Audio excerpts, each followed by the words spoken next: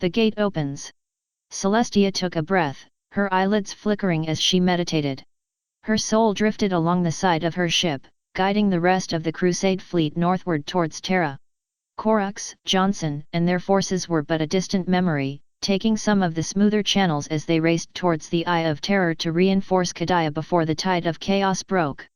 And Twilight, the Sanguinium Martyrs, was but a flickering light in her mind. Celestia could not worry, lest she stunt Twilight's growth, but turning her eyes away was something she could never do. Celestia breathed out, her soul reaching for the energies of the Astronomicon. The psychic beacon flickered within the warp, a candle by which the darkness of chaos was illuminated for mankind to see. Being stuck within the Golden Throne for so long, and living in Equestria for much longer, it was odd to witness the Astronomicon from this angle, to see how frail and fickle it really was. Not unlike real life, I suppose, she mused, her soul brushing against the beacon before returning to her ship. Celestia breathed in, and awaited her tormentor once more. How sentimental, the dark god whispered. You still cling to the follies of your old life, when you were hailed as a god among mortals. I remember only those I aided in their plight, nothing more, Celestia replied. I would think you would realize trying to play to my vanity will get you nowhere. Vanity, is it? The dark god drifted around to her front. It is in the very nature of all beings to desire greatness for themselves, deification if they can manage it. Why do you think so many of the Astaroths swore themselves to the powers of chaos? As the exemplar of humanity, you of all people are not blind to the truth. Embracing of such desires is cowardice, not strength, Celestia countered. But I would not expect anything less from the likes of you. You stalk me from the shadows and send minions to hunt my forces, but you dare not strike me. You mistake delay for cowardice, the dark god chuckled. You speak on such matters as a means of convincing yourself you are strong, but you are not. You are weak. If you only seek to taunt me, you are succeeding only in annoying me. This is nothing that I haven't dealt with before, and when I am finished with you it will no doubt happen again. Ah, the arrogant Empress, always believing she is in complete control of her fate, and that all she has seen has any bearing on what she has yet to face. Do you really know nothing of the warp, of the powers that stand against you every day of your life? Leave me, Damon. Your taunts do nothing more than annoy me. There was a pause before the dark god chuckled again. Ah, perhaps you are right. Perhaps I am being a fool who thinks that mere words will get me further into your mind. You are a woman who demands results, no matter how pitiful they may be. Celestia waited, feeling the presence shift about her for a moment. Perhaps this might change your mind? The dark god said nothing more before the entire vessel shook, Celestia's soul snapping back to her body as she braced herself. Warning klaxons blared as the battleship bucked violently, dozens of loose items within Celestia's quarters tumbling to the floor as she stood and hurried to a nearby communicator. Bridge, what's going on? She demanded. Warp storm, Your Majesty, the officer on duty called back. Our navigator is unresponsive. We need control quickly or we'll be lost to the warp. Calm, soldier, Celestia said as the ship bucked again. I will take control and guide the fleet out. Return to your post and make sure all are in ready positions. She did not wait for a response as she sent her soul out again, raising a few mental shields as she surveyed the situation. The warp was in turmoil, more so than any time she had observed it before. Furious waves of psychic energy battered against the battleship, accompanied by the harsh wailing of hundreds of voices. Celestia braced herself, her energy mixing with that of the ship's machine spirit once more as she did her best to retake control. Around her she could feel the rest of the Crusade's psychers and navigators crying out for assistance, some quickly latching onto her psychic presence while others flailed helplessly into the dark. Beyond was death. Beyond, she could hear 10 billion souls crying out in pain as their world was cleaved in two. Kadaya dies. My sons and I have failed. No more. Celestia shifted her energy, pouring her will against the storms around her. The warp calmed, ever so slightly, and more of the Crusade's vessels began to slip within the boundaries of her psychic presence. She reached further, battering back wave after wave of demonic energy as it tried to punch through her defenses to get at the hapless humans within her sight. Some, she was not quick enough to save. Ah, to see how one suffers when they realize the foundation of their faith is naught but ash, the dark god mused as Celestia watched a medium transport flicker and die from demonic assault. Can you really save them all? I have done so before, Damon. Celestia snapped, reaching to draw 3 more navigators back to her. Your stunt is nothing that I have not triumphed over before. You will not take more of my subjects this day. It is perhaps too late for that, but then if you claim not to be a god as you have, then you would have realized that a long time ago. Celestia growled, reaching out again to beat back more of the encroaching warp storm. How is your favored student, by the way? Is she as confident as you are in this regard? Celestia froze, even that those that remained of her fleet finished binding themselves to her aura. The presence of the dark god lingered, even if it did not make any further action against her. Celestia shifted her vision, breaking through the tide in search of the Inquisitor's cruiser. All she could find was the swirling tide of the Immaterium, and the mocking presence of the dark god. Twilight, no. Oh, I can assure you she will be well taken care of, the dark god hissed. 10,000 years of drifting among the tides of the Immaterium will pass like a day to her, perhaps. The warp is such a fickle thing, is it not? You will not harm her. Celestia slashed at the warp, the flickering light of the Sanguinium martyrs appearing before her. Even with your power you cannot hide her from me. No. But what of your fleet?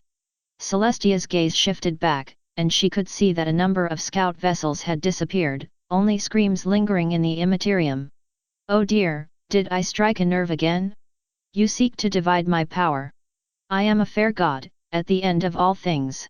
I will let you have your student back, all I ask is for more of the desperate souls under your command.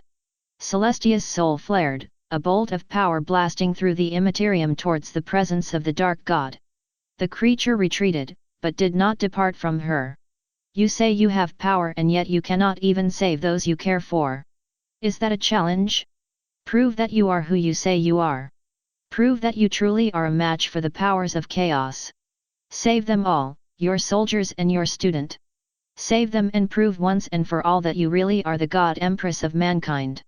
Celestia focused her power, working once more to keep the navigators bound as the warp storms lashed against her.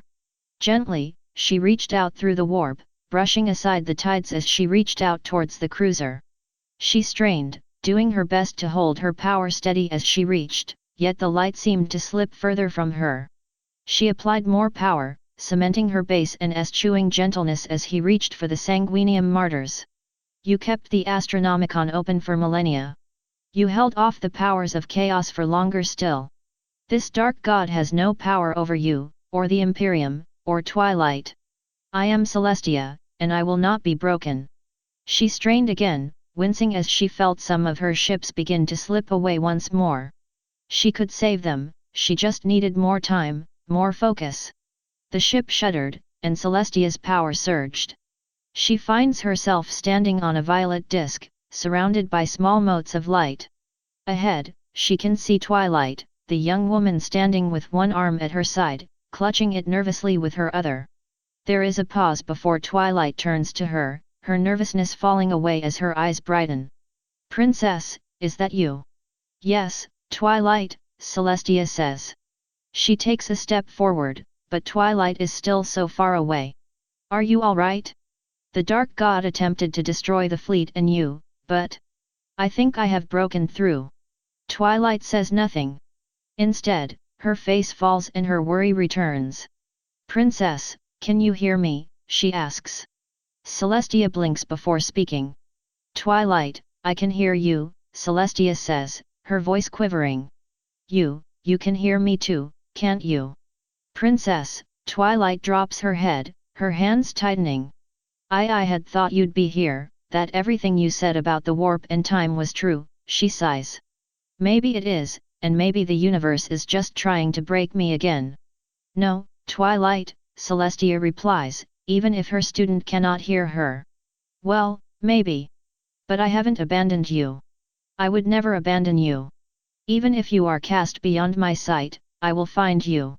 They need you, Princess, Twilight continues, looking up at Celestia, through Celestia.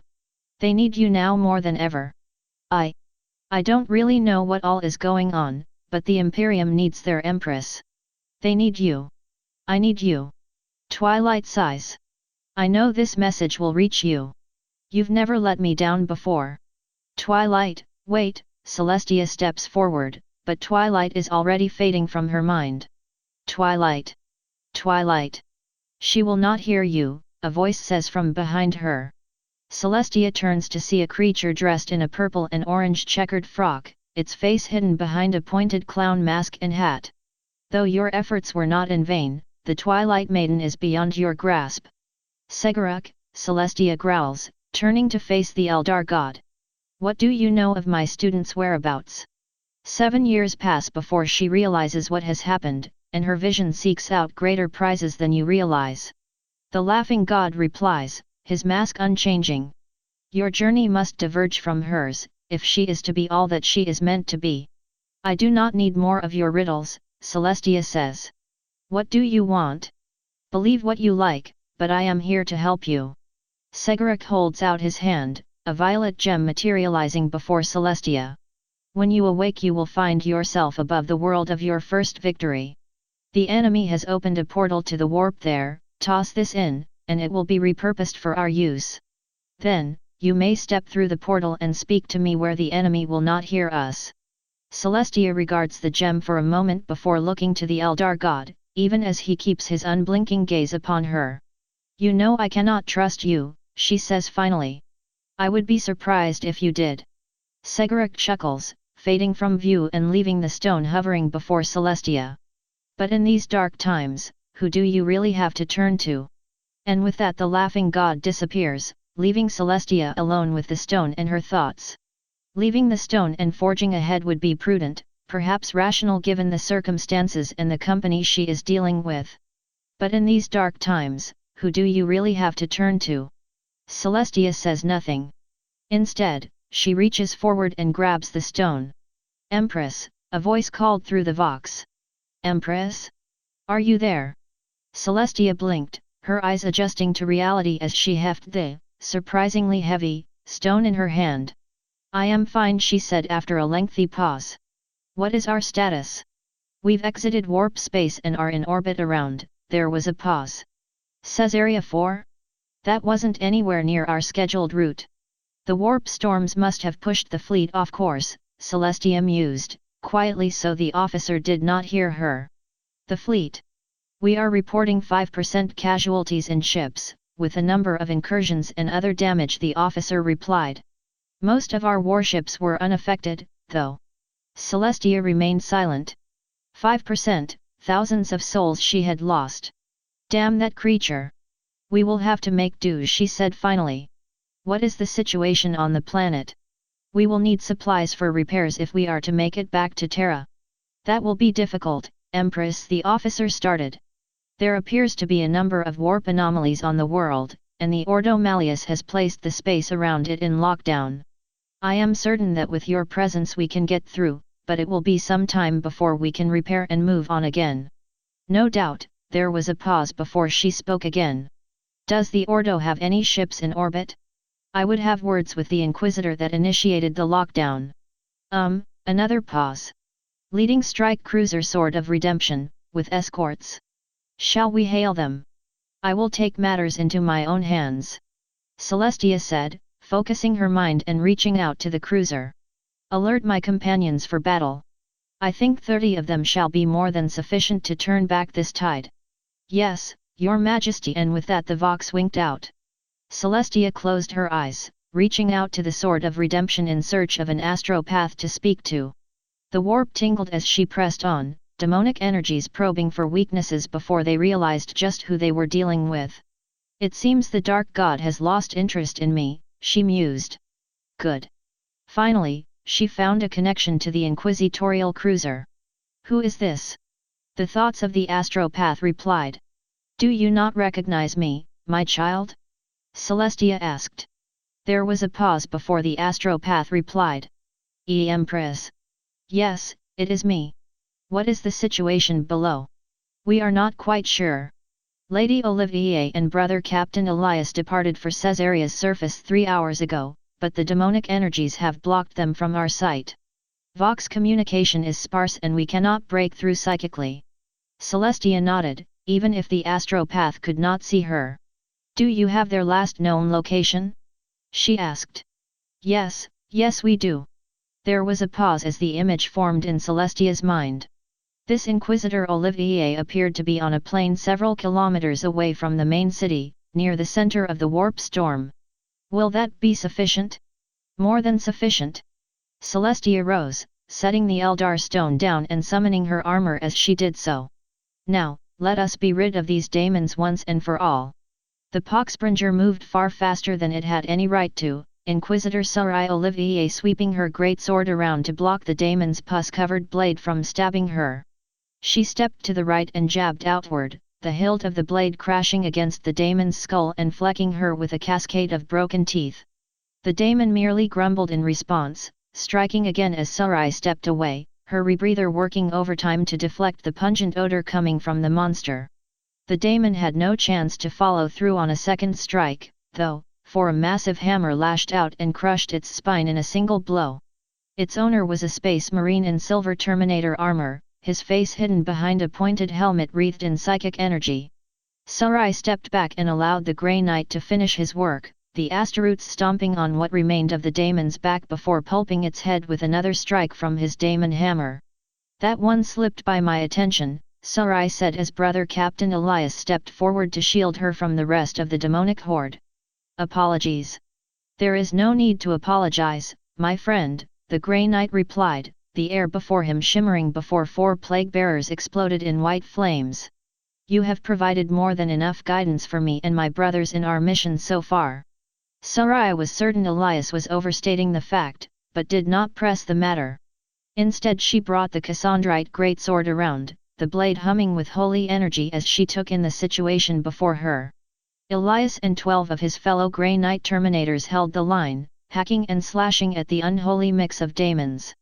Beyond, a glowing column of dark energy rose from the ground, a beacon for the foul creatures of the Immaterium to flock to. The unending horde continued to rush onwards, contained only by the Grey Knights and whatever PDF forces still remained after the Orc invasion the previous year.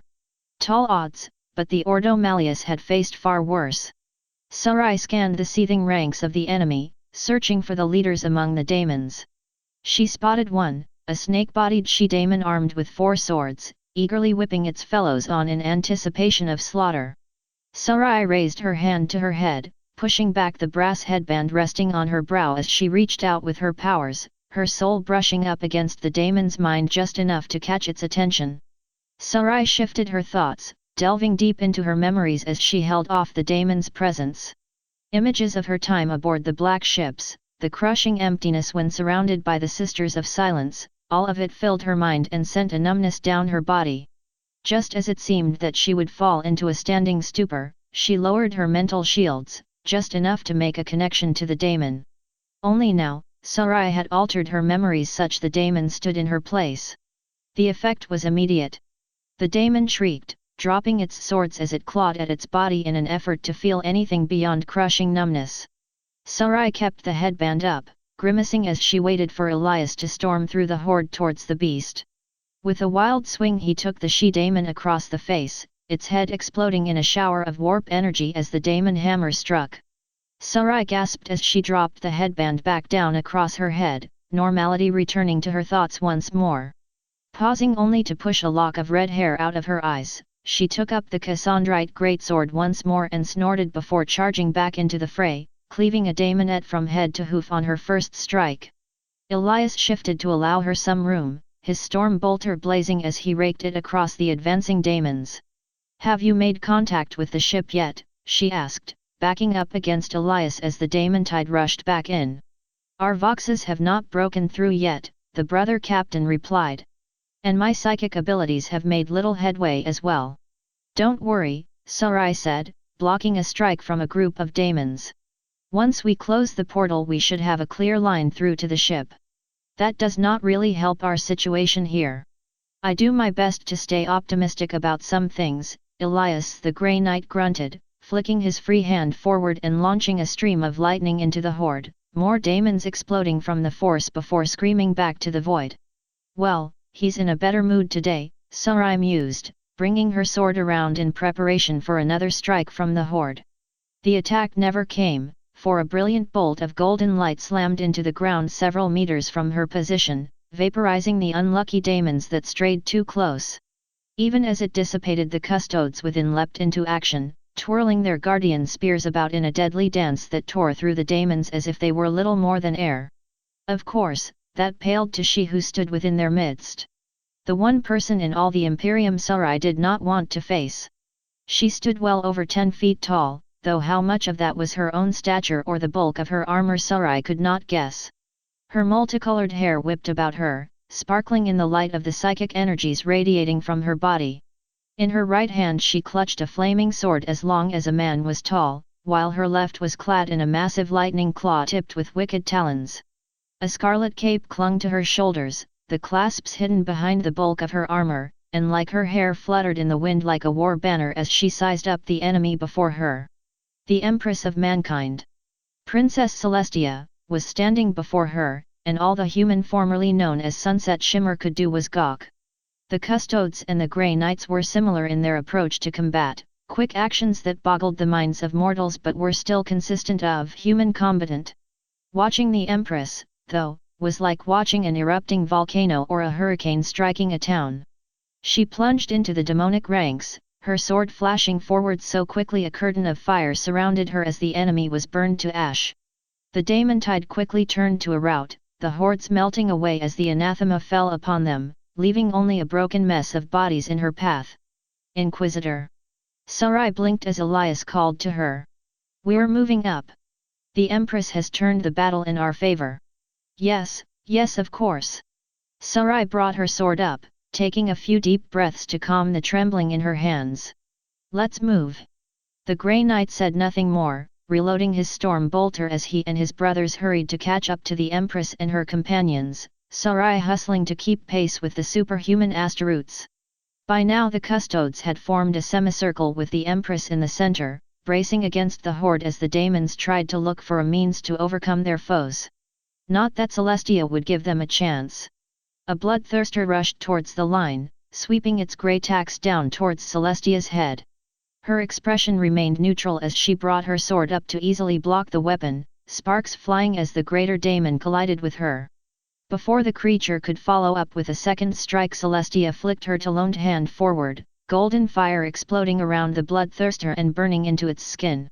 The monster roared, staggering back as it tried to fight off the psychic flames, giving the Empress more than enough room to lunge forward and cleave off one of its legs. As the bloodthirster toppled forward, Celestia stepped to the side and brought her sword downward, the daemon bursting into a cloud of warp energy as her sword dealt the killing blow. By now Sarai had rejoined the group, staying behind the Grey Knights and Custodes in an effort to remain out of sight of the Empress. Elias led the charge, smashing aside a quartet of bloodletters as he cleared a path to the Empress. The Empress herself gave no clear acknowledgement, continuing to hack her way through the daemons as the Astaroths and Custodes formed up around her. Sarai focused again, turning her psychic powers to blind a group of horrors closing on the Empress, stalling the creatures long enough for the ruler of mankind to shatter them with a gaze. Thank you, Inquisitor, the Empress said, her bell-like voice a perfect match to the one Sarai had heard so many years before. I am sorry that my presence was not more timely. Being in your presence at all is more than enough, Sarai said, hardly believing the words coming out of her mouth. This was the woman she had betrayed 40-odd years ago, and she was happy to stand before her. The Empress nodded, bringing her sword down as she sized up Sarai. In her gold armor, her red hair hanging in a tangled mess, how could Celestia not recognize her? I do not mean to sound rude, Inquisitor, the Empress started. But, have we met before? I mean, beyond sanctification. Sarai swallowed, words and scenarios dying over and over again in her mind and mouth as she tried to think of something that did not implicate her as a traitor and a coward. But then, she probably already knows. It was when you first announced your return, she started. I was alone, you helped me kill Drachnia, and there was a pause as the Empress regarded her for a moment. That moment passed and she gave Sarai a nod and a smile. Ah yes, now I remember. You asked for my strength rather than my voice. Sarai blushed as her former mentor continued. I would love to stay and chat more of the past, but I must gain access to the portal.